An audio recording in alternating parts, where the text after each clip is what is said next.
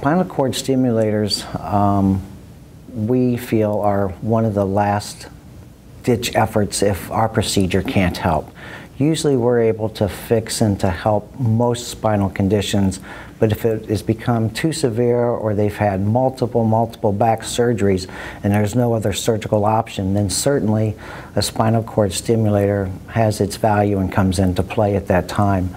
It's still a very simple, very easy outpatient procedure that can be performed to, help patients ease their back pain.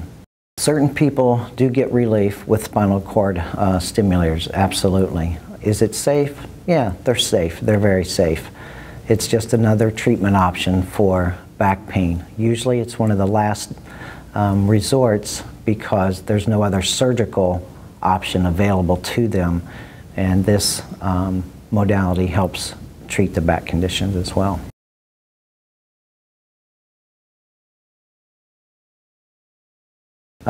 Spinal cord stimulator is also an outpatient procedure that's performed. Usually there are several small incisions. One is usually over one of the buttock area where they put the generator in place.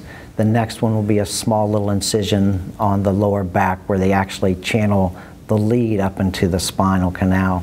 The radio frequency leads are then attached to the generator, and it takes usually 40 to 45 minutes. There's very little procedure pain following the stimulator insertion.